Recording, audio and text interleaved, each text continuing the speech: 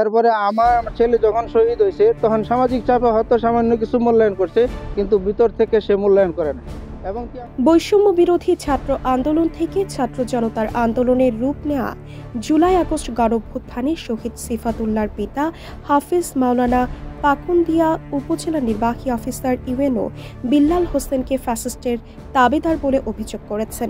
সিফাতের বাবা অভিযোগ করে আরও বলেন, বৈষম্যহীন বাংলাদেশে গড়তে গিয়ে আমার সন্তান সহ আরও অনেক নাম না জানা জনতা প্রাণ দিয়েছে, কিন্তু বর্তমানে দেখা যাচ্ছে জুলাই আন্দোলন করতে গিয়ে শহীদ হওয়া পরিবারগুলোর সদস্যরা প্রশাসন সহ রাজনৈতিক দলগুলোর চক্ষুশূল হচ্ছে বারবার। তিনি আরও বলেন, আমার ছেলে শহীদ হবার পর জেলা প্রশাসক দেখা করেন, তখন আমাদের বাড়ি পর্যন্ত রাস্তা ও কৃষি কাজ করার জন্য খাস জমি থেকে 10% জায়গা বরাদ্দ দিতে বলেন। ইউএনওকে যা এখন অবধি আলোর মুখ দেখেনি। ইউএনও বিল্লাল 5 তারিখের আগে ছাত্র জনতার উপর গুলির নির্দেশ দিয়েও এখন অবধি বহাল তবিয়তে পাকুন্দিয়া রাজত্ব করে চলেছে। রাস্তার বিষয়ে কথা বলতে ইউএনও বিল্লালের সাথে দেখা করতে গেলে তিনি আমাকে তার কক্ষ থেকে বের করে দরজা লাগিয়ে দেন। কিছুদিন আগে দুম্বার গোস্ত আসে, যার বরাদ্দ কোথায় কিভাবে হয়েছে কেউ জানে না। সিফাতের স্মরণে একটি এতিমখানা রয়েছে, তার জন্য বরাদ্দ চেয়েও পায়নি। ইউএনও বিল্লাল পাকুন্দিয়াকে যেন তার নিজস্ব রাজ্য ঘোষণা দিয়ে সেখানে তার রাজত্ব কায়েম শুরু করেছেন। সম্প্রতি কিশোরগঞ্জ জেলা যুব অধিকার পরিষদের সাধারণ সম্পাদক হাসান আহমেদ রমজান তার ব্যক্তিগত ফেসবুকে ইউএনও বিল্লালের সাথে আওয়ামী লীগের জড়িত থাকার কথা উল্লেখ করে স্ট্যাটাস দেন।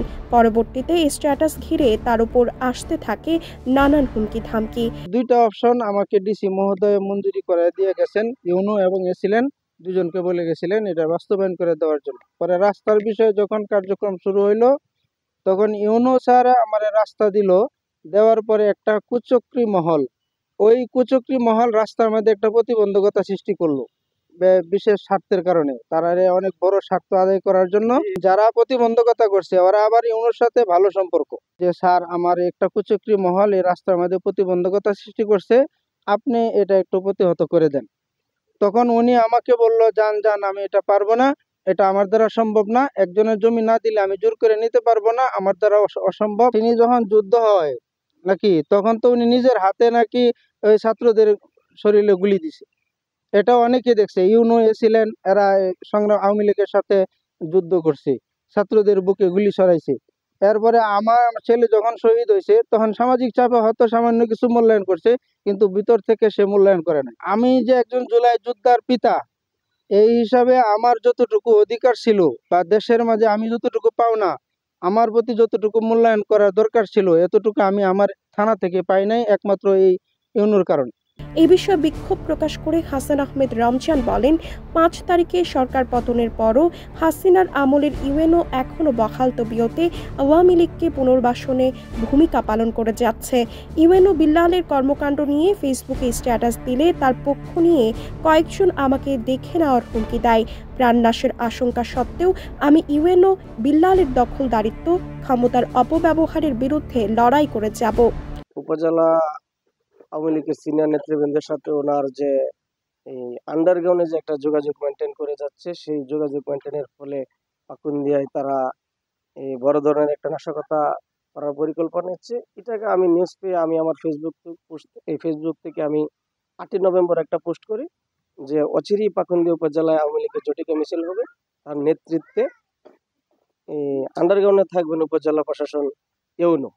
এটাকে কেন্দ্র করে উনি আমাকে হুমকি দিয়েছে, বিভিন্ন রাজনৈতিক দলের নেতাকর্মী দিয়ে হুমকি দিয়েছে। বিষয়টা মোটামুটি 1 সপ্তাহ যাবৎ পাকুন্দিয়া উপজেলায় একটি চলমান আলোচনা, যে ওনার বিরুদ্ধে এখন পর্যন্ত কেউ মুখ খুলতে পারেনি। কারণ এভাবেই অতীতে অনেকেই দু একবার লেখালেখি করেছে, বিভিন্ন রাজনৈতিক দলের নেতাকর্মী বা ওনার যে কিছু লালিত পালিত সন্ত্রাসী রয়েছে ওনাদেরকে দিয়ে হুমকি দেয়, ফলে অনেকেই চুপ হয়ে যায়।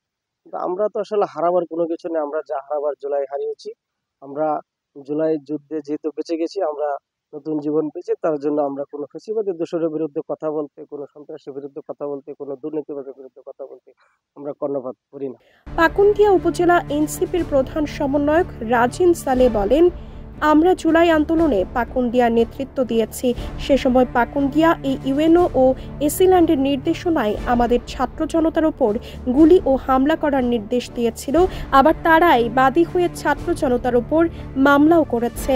এর আগে গত 5 আগস্ট পাকুন্দিয়া উপজেলা হল কনফারেন্স রুমে উপজেলা প্রশাসন কর্তৃক জুলাই গণঅভ্যুত্থান দিবস শীর্ষক আলোচনা সভার আয়োজন করে। সে সময় পাকুন্দিয়া উপজেলা নির্বাহী অফিসার বিল্লাল হোসেন পক্ষপাতমূলক আচরণ করার অভিযোগ করে বৈষম্য বিরোধী ছাত্র আন্দোলনের নেতারা বলেন, হামলার নির্দেশদাতা ইউএনওর বাধার মুখে জুলাই গণঅভ্যুত্থান দিবসের আলোচনা সভা এনসিপির বয়কট করেছে। জানিয়ে জাতীয় মিডিয়াগুলোতে সংবাদ প্রচার হবার পর ব্যাপক আলোচনা সৃষ্টি হয়। ইউনিয়ন লেভেলে যে আওয়ামী লীগের নৌকা প্রার্থী তাদেরকে এখনো বহাল আছে, তাদের বিরুদ্ধে কোনো আইনি ব্যবস্থা গ্রহণ করা হয় নাই। তারই প্রেক্ষিতে দেখা গেছে যে এখন যে আমাদের যে অর্থনৈতিক যে একটা হচ্ছে গিয়ে বালুমহল, সেই বালুমহল তার নিয়ন্ত্রণে চালায়। বিভিন্ন ধরনের দুর্নীতি পাকুন্দিয়া উপজেলায় সে করে যাচ্ছে। এই জন্যই ছাত্র জনতা সহ পাকুন্দিয়াবাসী তার প্রতি ক্ষিপ্ত এবং সে এখন পর্যন্ত এখানে বহাল আছে। জানি না এটা কি কোন পর্যন্ত যাবে। এসব অভিযোগ নিয়ে পাকুন্দিয়া উপজেলার নির্বাহী অফিসার ইউএনও বিল্লাল হোসেনের সাথে যোগাযোগ করার জন্য তার কার্যালয়ে গিয়েও তাকে পাওয়া যায়নি। পরে তার ফোনে একাধিকবার ফোন করা হলেও তিনি ফোনে সাড়া দেননি। রিপোর্ট করেছেন কিশোরগঞ্জ প্রতিনিধি।